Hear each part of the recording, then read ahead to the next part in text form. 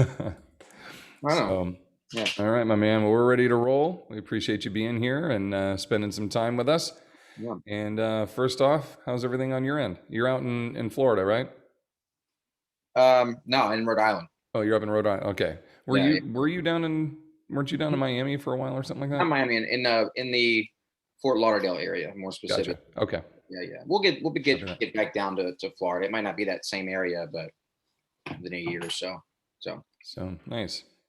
And what's new in your neck of the woods? I know you got a new book in the works. You got a new course that's out and about. I want to talk and hear about it all.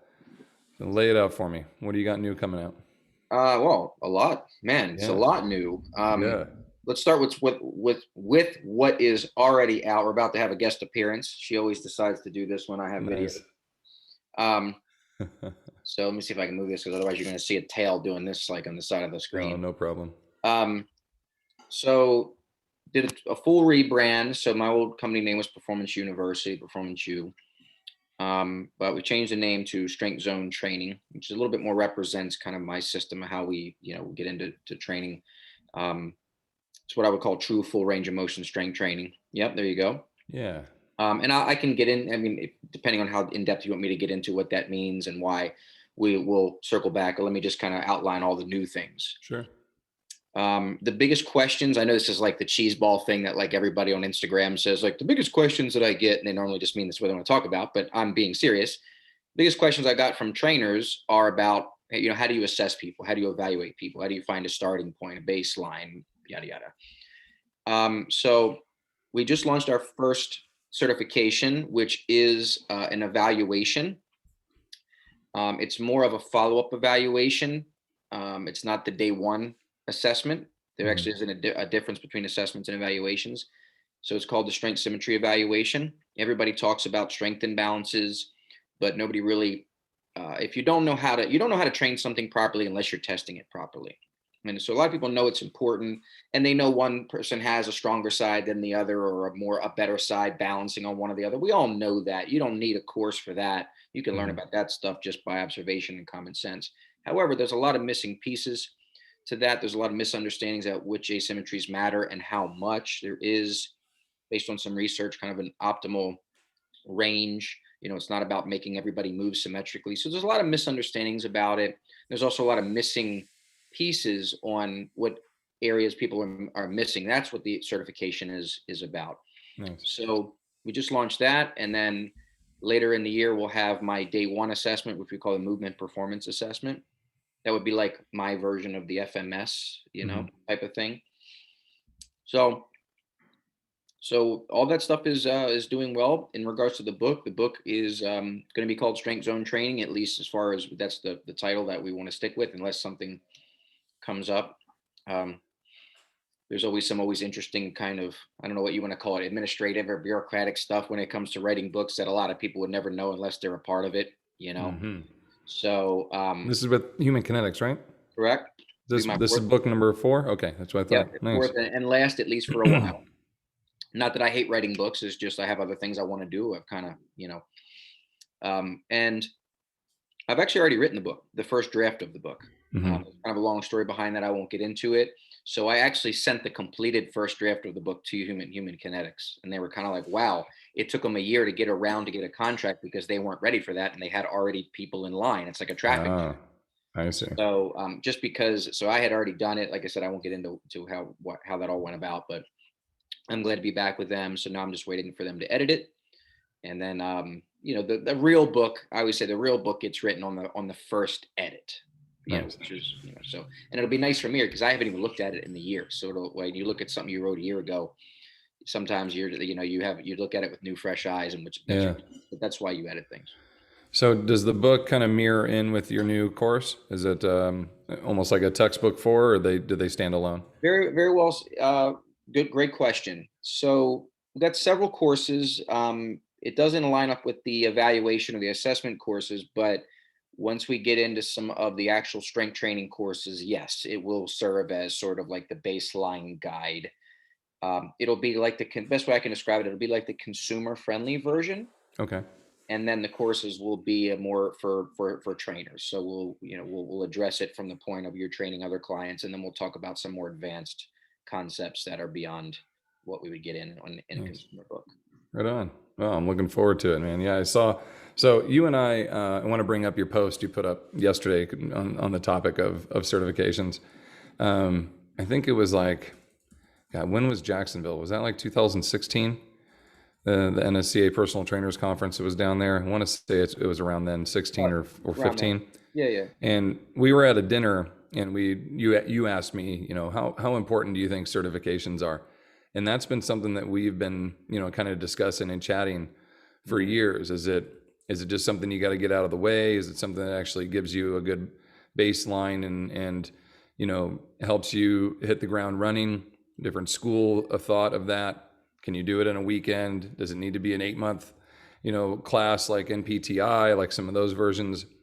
And so I saw your post that popped up there yesterday, and you had some mixed reviews. You had some good comments on there with folks, and so if you'd kind of enlighten us a little bit on your ideas on it, knowing that we're looking at the idea of entry level trainers trying to stay and be in this industry permanently. How vital do you think these certifications are to start things off with them, and what might be a better alternative?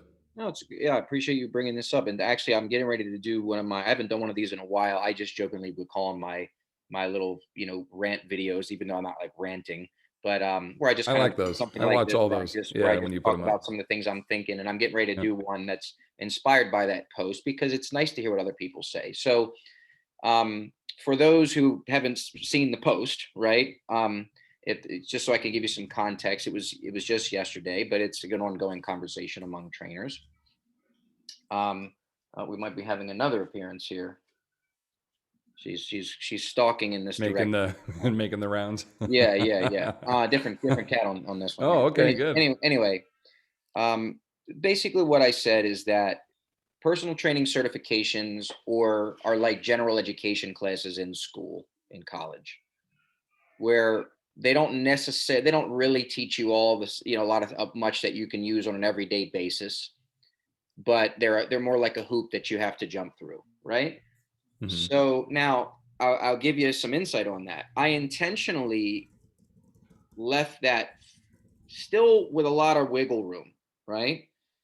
And the nice thing about that is that people will kind of fill in the gaps of what they already believe. So the people that believed that I never used the term useless, by the way, right? Yeah, a So the couple people people that thought I mentioned was that. calling it useless, they were like, I totally agree, right? Hmm. And then the people that thought I was calling it useless, who think it's important, were like, no, I totally disagree. They're important. And I was like, I actually didn't say either one of those. Yeah.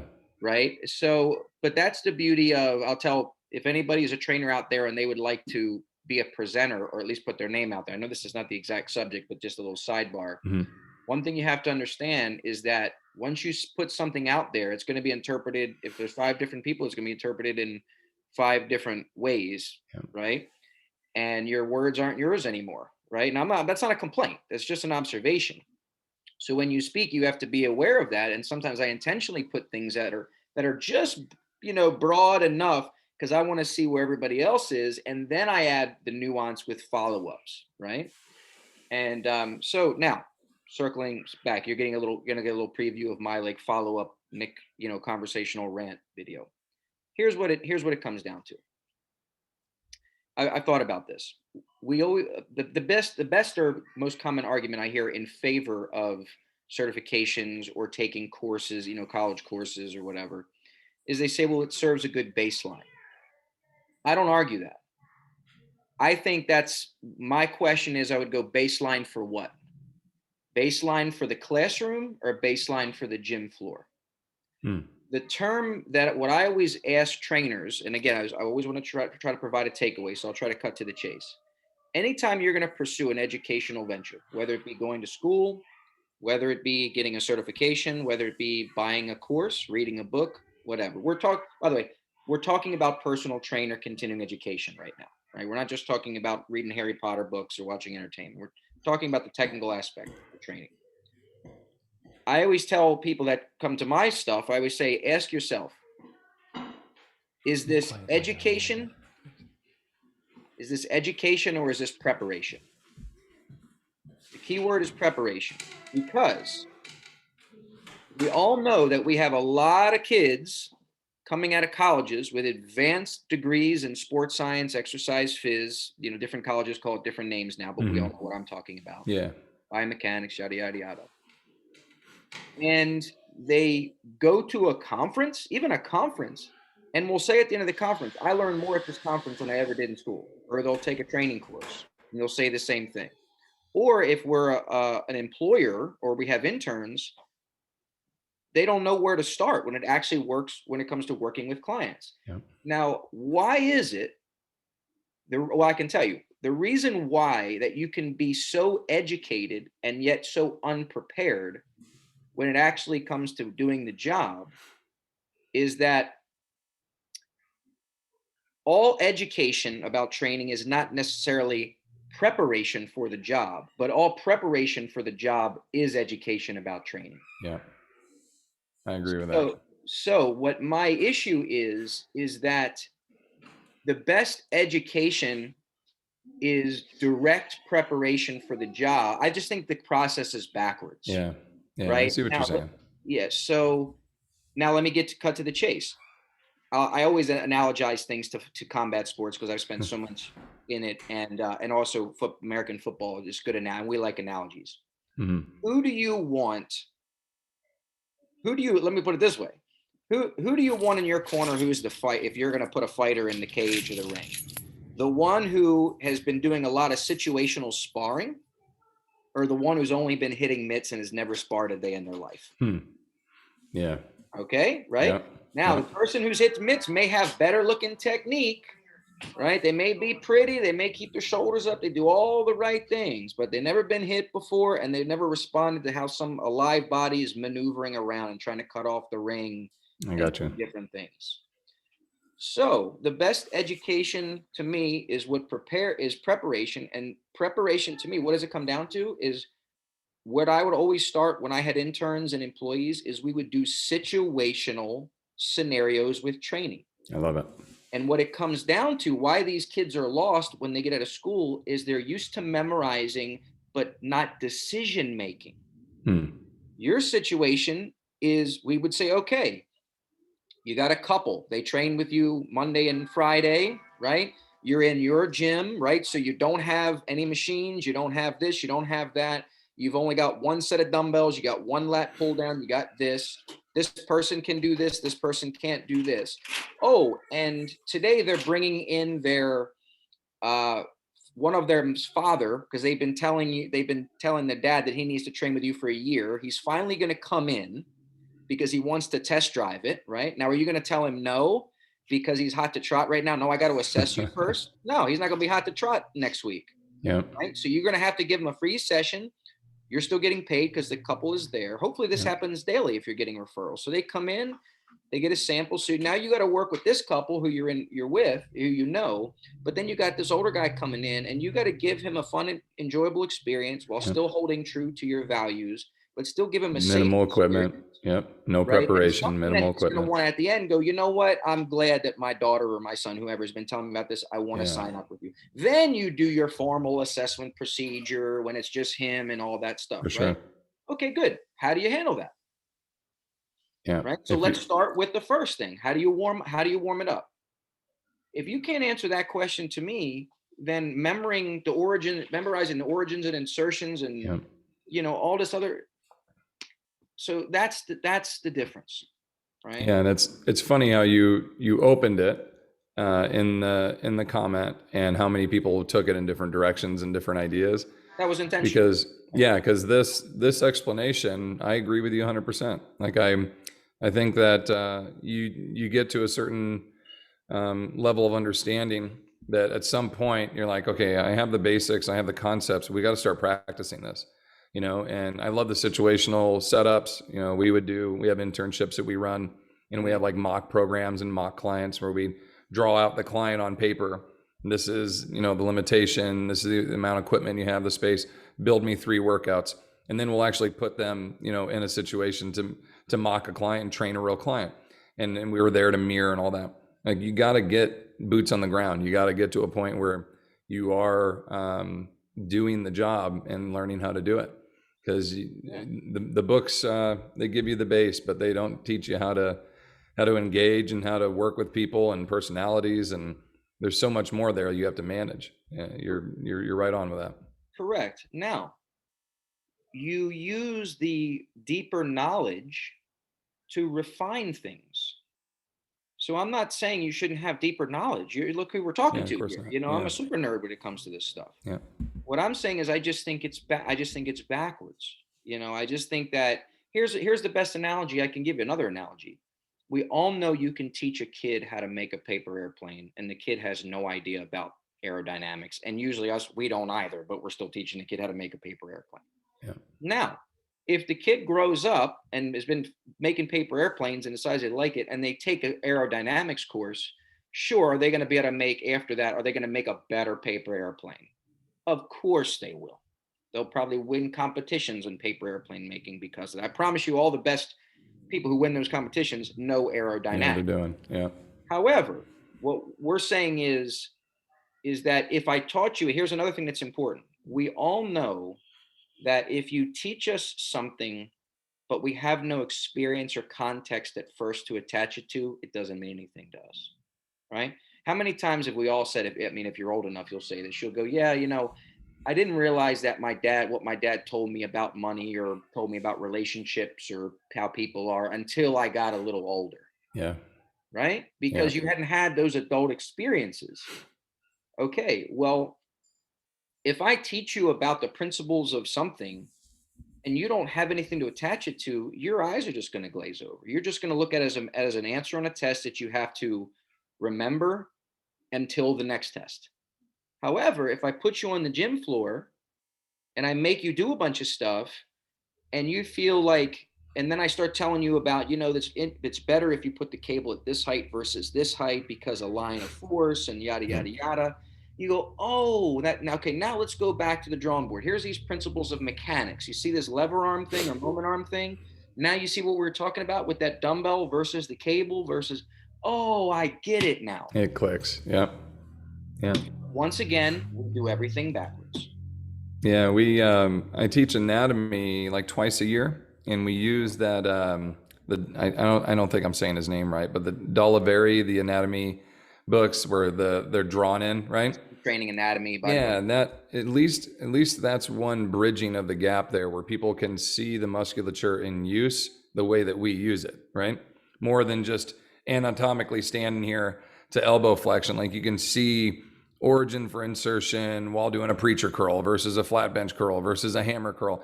And you can Right. kind of relate it a little bit more to what we do. Like that's on the job training kind of things that, you're not going to get from a textbook necessarily or really comprehend it right away, until you've seen it, it's been explained, you've then experienced it, felt it, then all that starts to click a little bit more. Yeah, yeah. So and let's I'll give you kind of something funny and then I'll bring it around. Um, I've always joked that I don't read Yelp reviews on things. I'm going to bring this around to this training thing. It's going to sound like I'm going off on a tangent, but I promise you, I'm going to bring it home. And the reason why, when I say just Yelp, I'm using that for all reviews, Yeah, right? And here's why I say it. I don't know if people are qualified to give a review, right? I said, you know what website I would read if it was like about cruises or, vacation trips or restaurants? The only website I would read review site is if the only people who are reviewing are people who have run or worked in a restaurant, mm. right? Yeah, Otherwise, you can't make a review, right? yeah, Because whole you different have a ballgame. more realistic perspective of how stuff works. You're not just going to go in there and go, well, I had a bad experience with the waiter, right? Well, maybe the waiter was an asshole and maybe he got fired the next day. He doesn't necessarily represent everybody in the restaurant, Yeah, right? You would know that. Right? Go, hey, give him a chance, Okay, great. Now, let's let's bring that around to this topic. One of the guys who commented, my good friend Jonathan Mike, fellow presenter, he's going to work his own. yeah, He's a professor. A professor worked at as far as I know, I might be undercutting his resume, but I know at least he's worked at two colleges, yeah. I think it's right? like three or four. Yeah, Okay, three he's or taught four. a lot. Yeah, Published many peer-reviewed papers, NSCA yeah. journals, spoke at the conferences. Chapters in the What textbooks. Yeah. What did he say on my thread? He said, Nick, I agree with you 100%. This is a professor, Yeah. right? So his word goes a long way, and he's in on it. Now, he and I have scheduled a Zoom call, and I want to hear his perspective, and we're going to record it, and we're going to put it out there Nice. as a follow-up to my post, because when somebody like that says it, it goes a long way. Now, Right. my perspectives, we can go on this, is that again, I think everybody's heart's in the right place. We're all doing the best we can with our own abilities. That being said, remember I said a baseline for what? Well, the academic stuff creates a nice baseline for academic stuff. Mm. So a lot of times you go right from being student to researcher or professor. So now you're a professor and you're just kind of keeping the circle of life going. So you don't know any better. Yeah, And there's no practical experience. you Yeah. correct. Yeah. You're like a career politician, right? So you cannot relate to blue collar everyday people. Yeah. Okay. So I mean, you're like one of these people who grew up in a multimillionaire family who, if you ask them, do you know how much a quart of milk is? They go, I don't know, $10, because they never walked to 7-Eleven and bought Yeah. milk. No ideas. Yeah. Correct. Right. So we have the enlightened but blind leading the blind. So we have a lot of knowledgeable people, but people who don't have a lot of wisdom. And the funny saying, I posted this on my Facebook: knowledge is knowing tomato is a fruit. Wisdom is knowing it. Don't put it into a fruit salad. I love it. It's very true. So, Right. does your new assessment course, are you going to have like a practical application kind of experience to that? I Where, appreciate you asking this question, but I need to add some. I need to add oh, some more okay. clarification here. Copy, And copy. here's what's important. And if there's some logic, people who fancy themselves as logical, skeptical people, they may say, well, Nick, just because the person doesn't have this experience in the real world or whatever, doesn't mean what they're teaching is not valid, right? You have to deal, that's a don't create an ad hominem sort of thing. Hmm. Well, here's don't misunderstand. I'm not making an ad hominem. I'm not saying that. I'm not attacking the person versus the argument, right? That's what an ad hominem is. What I'm saying is that you have to know what you need to know in order to teach what you need to know, but you only know what you need to know to teach it if you've done the job. So if I told you, hey, Robert, you and I are going to start a company, then we're going to start to try to say, well, how do we problem solve, right? What this could happen, this could happen, this could happen, this could happen. But then we start the company and we realize we spent a year solving problems that don't actually happen, and Hmm. we're unprepared for the problems that actually happen within that business. So who would you rather go to? Well, Yeah. let's talk to two other people who've been in this business, and they'll tell us these are the problems that you're going to deal with. Now we educate ourselves on dealing with those problems. So it's not that anything is valid or invalid. They teach very valid anatomy and biomechanics. All that stuff is valid. The question is, how relevant is it? Yeah. That's my issue, and that's why the experience factor plays a lot. So that's what I'm challenging. Yeah. Well, I like it. And you make a very good argument for it. And you're not dismissing the idea that we don't need to start there. You don't need to get that baseline. It's just what order, what experience are you getting it in? Correct. If I got a chance to open up personal training school with you, what order would you be doing this in? How would you, a broad overview and outline of how would you get people on the floor and just have them start shadowing and watching and start to see things that are happening and then start to educate from there? Or Well, if first you thing, could redesign it for me. I appreciate it. That's an awesome question. I have a very simple answer for it. First thing is I'm going to evaluate people's personality traits, because, and again, you Oh can only man, do so much with that, right? you're So right. we're gonna start from So right. just what's in, what you got in innate, right? And do you have? And I actually did a post, and I said, the old saying in the service industry, hire for personality, train for skill. I would absolutely Hmm. follow that with training. I Um, agree. and that's if you're trying to be a trainer. If you're trying to be a researcher, right? You could have a personality of this water bottle. You'll do fine as a researcher, Yeah. right? But you're not going to make a lot of money as a trainer. So now, once we've decided that, we've got some of the innate abilities to work with. I did a post about this. Things like being a good connector, good communicator. You have energy. Think about all the people that we've liked, the teachers that you like. They had an energy about them. It's the way For they sure. communicated, right? So you've had five different teachers teach the same subject, but you had one favorite. They were all talking about biology, but one of them was favored because the way they did it, their Yeah. energy, their You enthusiasm. connected to that, and yeah. Correct. All right. Yeah. So once that is aside, and I'm a very real world person. This whole idea of this, like, oh, you can be anything you want, Timmy. No, you're 5'5". You're never going to play basketball. Sorry. You know what I mean? Um, so once I would just say, hey, look, you got the personality for this. Now let's talk about the technical aspect of things. How would we start? Exactly how I would already told you. Um, I would give a few general rules of thumb, like avoid extreme end ranges of motion, like things that you could apply across the board, Mm. right? So, like this, it's like almost like driving, right? Like the things that you don't do, right? Don't text and drive, right? Yeah, okay, we all do it, yeah, but you know what I mean, all right? Yeah. So don't text and drive. Those basic things, avoid it. If it hurts somebody, don't do it. That's give them some hard and fast, like easy to memorize rules that they can apply that start to narrow the field. Then from there, we're going to go right into situational stuff, and we'll start with one at a time. We'll break a workout down. Okay, workout is in three categories: warm up, strength training, finisher. Maybe yours is in five: warm up, power work, whatever. However you Yeah. divide it up, we're going Yeah. to divide it up into bite-sized pieces. Focus on that, and then we're going to systemize it from there. Okay, a warm up is, maybe there's three sections to a warm up. Maybe you start with foam rolling. Maybe you start, however, that is going to be up to your system, but this is Hmm. how I would teach it. I'd break that down, and then I would show general um, technique on how to do it themselves.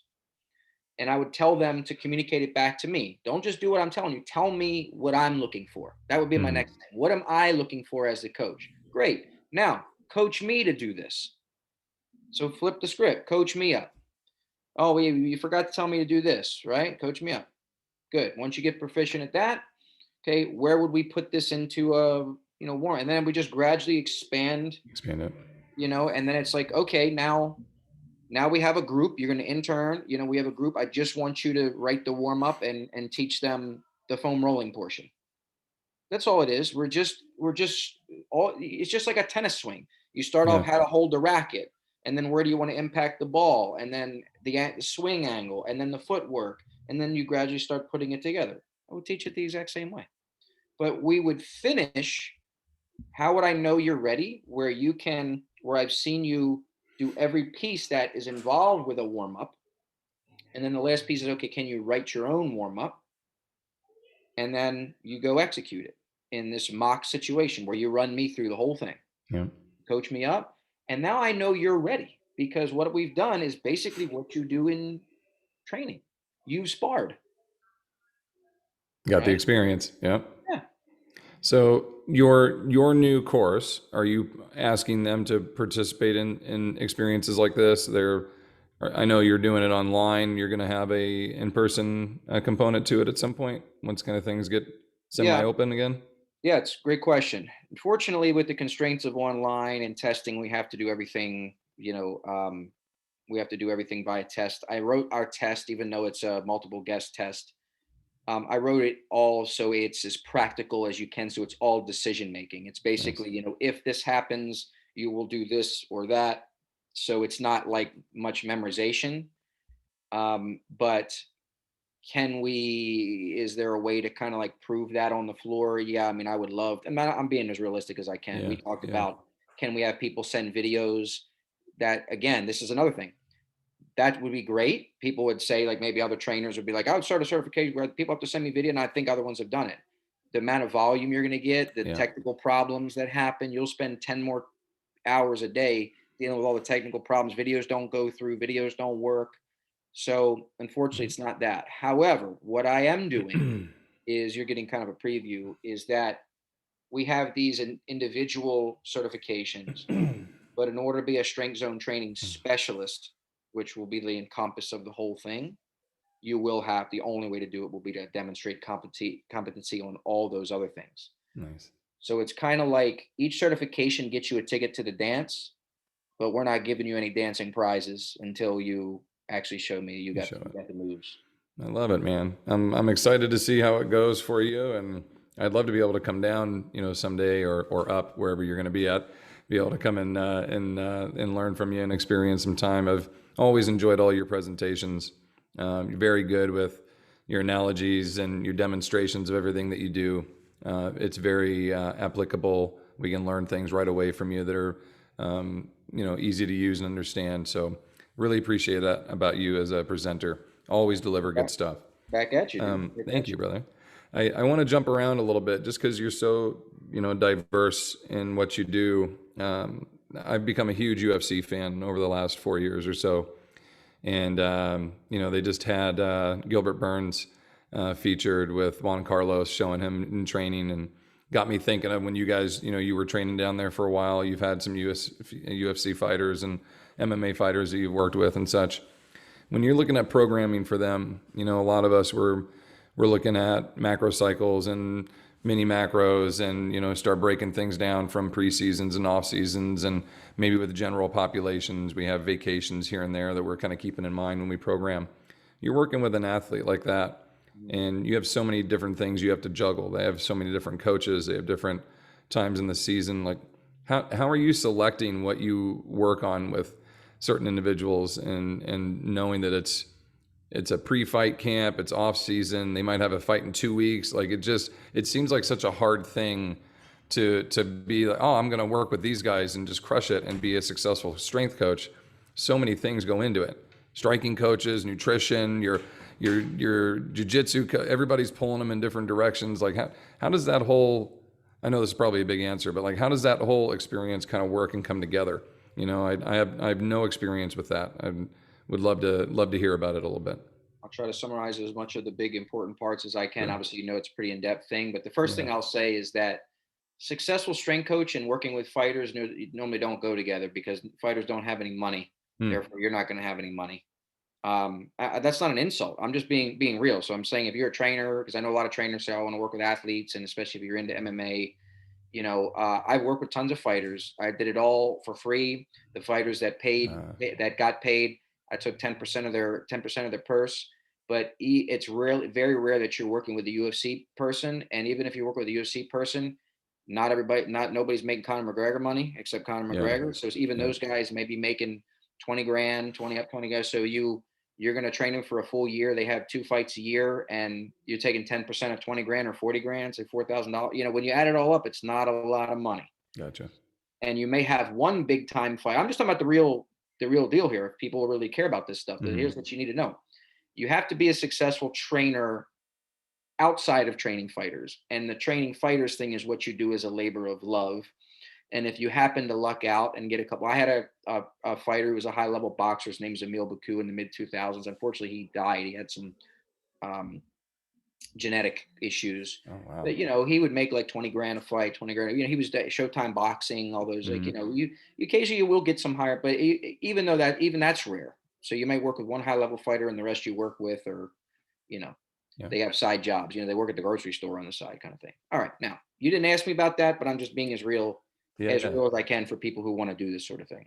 And this question kind of comes to all sports. Like, I know you work with some football players too, and all. I mean, just there's so many things to juggle. Is kind of my point of Gotcha. working with a higher level Yes. athlete. All right. Yeah. So I'll try to cover it. There is a lot of things to juggle, and there is, unless you're at a really great camp where you are like kind of like the official strength coach of place, somebody like a Greg Jackson type place, Hmm. that you have like you have like a head coach who will be Greg, and then you have your defensive coordinator, right, who's your striking coach, and I'm kind of making an analogy Gotcha. here. Yeah. Rarely do you find that, but if you find that, it's lucky. The reason why I say that is because you're dealing with a lot of egos, right? The In the real world, the striking coach, um, it's almost like if you've ever been into college, where like your biology professor doesn't care what the homework you got from your whatever other subject professor, right? Yeah. They don't care. They're like, this is my class. I'm gonna only focus on what I give you. So the fighters are constantly being beat up physically. I don't actually mean punched physically. I mean just they're worked to death. They take striking class. and they get pushed hard, and then they take a jujitsu class, and the jujitsu instructor doesn't care what the striking coach did to them yesterday, so they don't care if it's a hard So day or whatever. nobody's on the same page. They're not communicating. Oh boy. And on second note, like the reason why is because if it is a fighter and you're a striking coach, how do you want your fighter to win the fight? By knockout. Yeah. If you're a jujitsu coach, how do you want your fighter to win the fight? I see. Submission. You see, Gotcha. so everybody puts their stuff as most important, right? If you're a strength coach, you want to see that, well, my fighter is the best conditioned. Except if they're so dang tired by the time they come into the best thing you might do is give them recovery days. Yeah. Yeah. All right. So unfortunately, everybody forgets that they work for the fighter. The fighter thinks that they work for all the coaches. So that's normally a big problem that you have to deal with. So I said that to say this, that we can control as our strength coach. If the fighter comes to you, the first thing I do is I always work around their hardest days. So I say, what are your hardest days in practice and training? Now at Ground Control MMA, we were at Renzo Gracie School. We had top fighters in Muay Thai. We had two guys in 2011. We had two guys on the USA Muay Thai team that I trained. I was ranked number 3 in the world and 5 in the world. Both guys were farmed up from our camp, straight out of Baltimore. Not some fighters that were already established that we brought into our school and said, "Hey, look at us. We made these fighters when somebody else put in all the hard work." Gotcha. They were people who started from day one, who went, "How do you throw a punch?" all the way to rank number 3 in the world and 5 in the world and being nice. Going to Edinburgh fighting for Team USA. All right, that's impressive for an MMA school, not even a Muay Thai school. Okay, so we had our hardest days were Tuesday and Friday for fighters. Friday was the hardest day. That was pretty much your sparring day. So if I had a hard conditioning day with them, it was always after their hardest days in conditioning, in training. Now you might think, well, Nick, that doesn't make sense because they're going to be tired. Well, it's nothing's going to be perfect. What if I did it the day before? Now I interfere with their performance in their actual sport, right? They're sore, they're tired, and they have their view of what they're able to do is off. And now I've opened up for a chance of sustaining a fatigue related injury. I see. See, so strength conditioning, it's important, yes, but it comes secondary to what they're already getting in practice and competition or sparring, which is the closest thing to competition, not having a crowd around. So that's one principle. I can give you other principles. I got you. That's one thing first. Secondly is that you basically have there's not really in season, off season. You just have in camp and off camp. Most people are always going to be off camp because like me, most people aren't really trying to be fighters. There was one point when I was into it where I contemplated maybe having 1 or 2 fights just to say I did it. But then I kind of realized, I'm like, you know what, if I'm not going to go all in, I really want this. I'm not, the sacrifice it takes, I could be putting more towards my career. Yeah. So I just decided, no, but I used to go really hard with the fighters and spar with the fighters. And that kind of that stroked the ego for me. Like, all right, I can hang with some of these guys, So, that being said, normally you're going to work with amateur guys and girls. And I used to always tell the amateurs or most people who are pro, they're going to be lower level pros. They'll fight at local stages. It's very rarely come up through the ranks. In those cases, you brought this up. In those cases, a lot of times they're going to have like last minute fights that come up, right? So what happens a lot, I saw this happen all the time at Ground Control. We'd get a call from a fight promoter in New Jersey. Keep in mind, I was in Baltimore. And this is when I was full-time doing it. And they would say, hey, we have a fight card in 3 weeks in Atlantic City. And our 145 or whatever the weight class was just blew his ACL in training. Do you have somebody? Right? That happened all the time. Yeah. So now you're plugging somebody in short notice. Right, because they can't change the fight card. Now, here's the thing. Let's say you're my fighter and you've had an okay record. You're 2-2 and lower level things, right? This is not only the biggest card you've gotten on, but this is for their belt. And they need a warm body right now. Wow. Yeah. Now you go in there and you beat their champion, maybe you get lucky, or maybe just a styles make fight sort of thing. Maybe you go beat Hmm. the champion. Now you've got much larger eyes on you. So even though you might not deserve to be there relative to working your way up the ranks, It happened. something fell in your lap. Now, what's going to Ah, determine whether you can take that or not? What kind of shape do you keep yourself in? yeah, So I used to always tell my lower level pro fighters, you have to stay about 4 weeks out of a fight all the time, because these sort of opportunities happen yeah. all the time Always in be ready. the Yeah, lower level stuff. Yeah. Now, again, anybody who's ever fought or been on stage for a figure bodybuilding competition, you can stay 4 weeks out of stage shape. You're not going you to got to stay. You cut. can You stay got a to, week out of yeah, stage shape. yeah. But the reason why I say that is because some of these fighters, when they don't train for a fight, they just eat like whatever the heck they want, and then then they're going through weight loss camp while they're trying to actually train for a fight because they Yeah. boosted their plumped up 30 Oh pounds. man, I would love to pick your brain on this because I want to do one of these one time where it's all we talk about is that, because I have Sure. so many questions. I'm such a fan of it, and I would love. I talked to Lawrence from out in Arizona, and Lauren in Denver, and just I would love to learn more about it. But we're coming up here with like our last 15, 20 minutes. I really wanted to talk to you about your experience through COVID here and how you were able to train if you were training with people. Yeah. If you went to some online or some other options, whatever you did through the last 12 months, basically.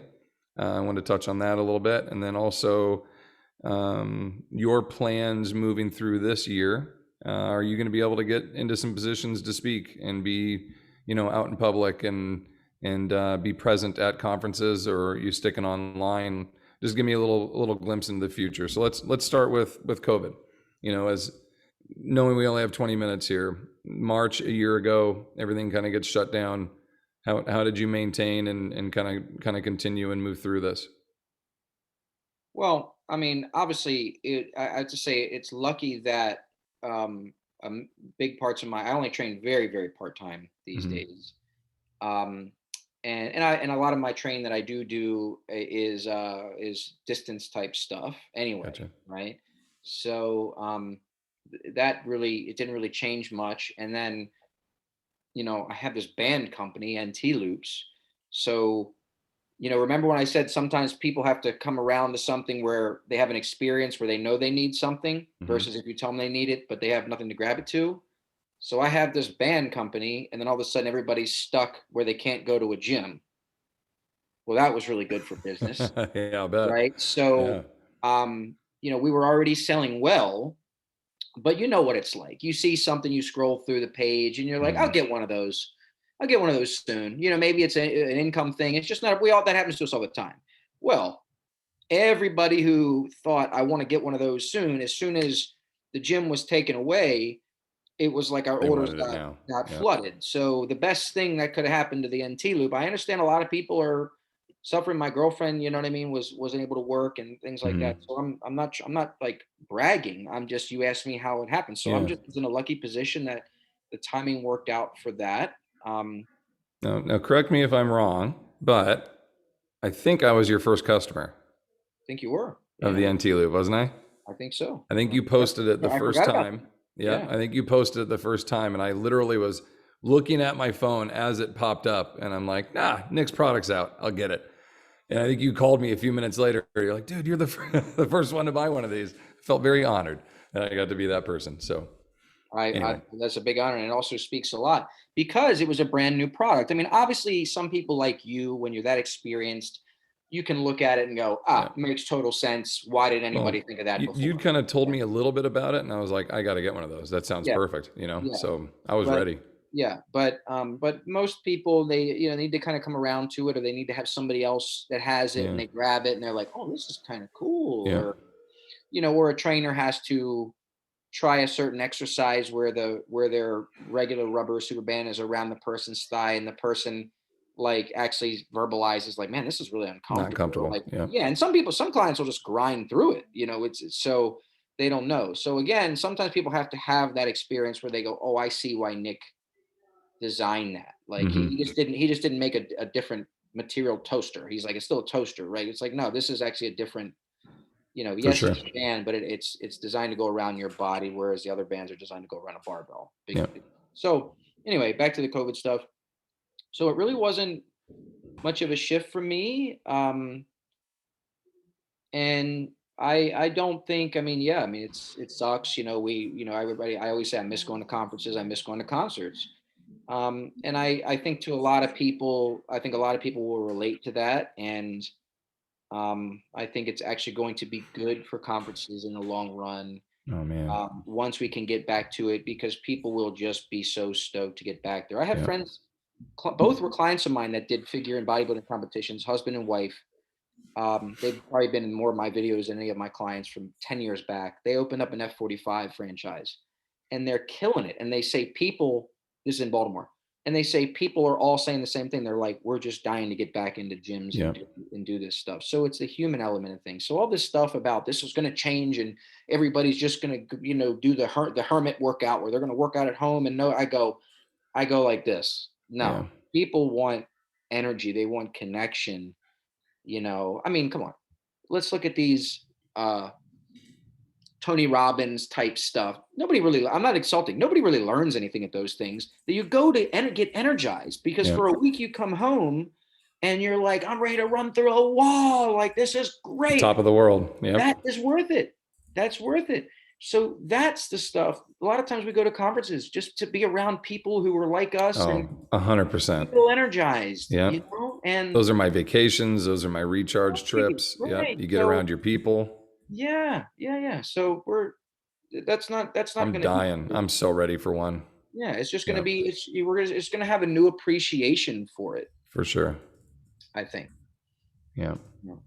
And I No, think I that's agree. good. I think that's good because I think a lot of us were getting pretty dang spoiled, and every other week there was a conference, and trainers would get so bored they're tagging one expert on another expert's page. Nick? What do you think of Robert Linkle's thing? Robert, what do you think of CrossFit? And they just want to hear everybody fight because they're just like, well, I'm bored. You two fight it out, and Duke it out. I want to watch, right? And it's just like, all right, no, that's not going to happen, Yeah.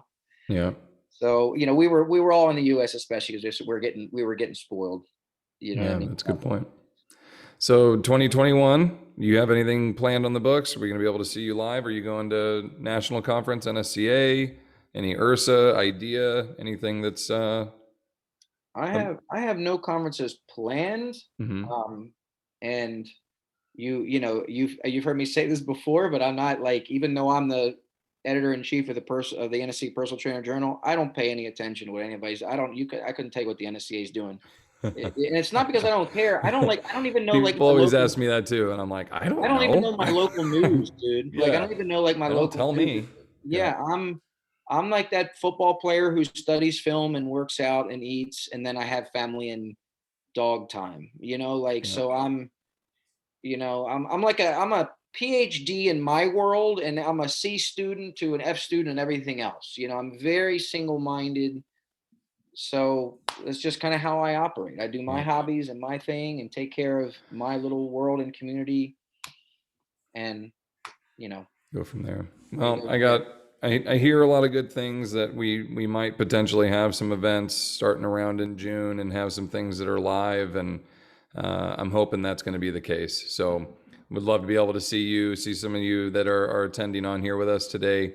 We appreciate you, Nick. Thank you for giving us some time and being on here and just talking shop. This is what this month is all about. Just to get an opportunity to chat with my friends, hear about things that are going on, things they're working with, and things they have coming up, and share some experiences with us. So thank you. It was nice to just kind of sit and chat and just hear some ideas and some stories from you. And I appreciate your time.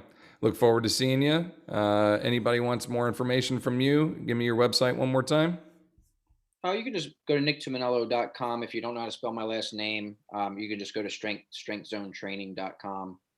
And they can I see mean, your like online that courses site. and Yeah, yeah, that site is nice. brand new, and I would definitely recommend, a little shameless plug here, but this is like, obviously you'll sign up for our newsletter when you do this here, but get that great How to Be a Great Trainer course. It's all video This based, guy here. stages. Yeah, it's pretty fun stuff. Right Got on. feedback from. Well, you do everything top notch, my man. So I look forward to it. I appreciate you, everybody else.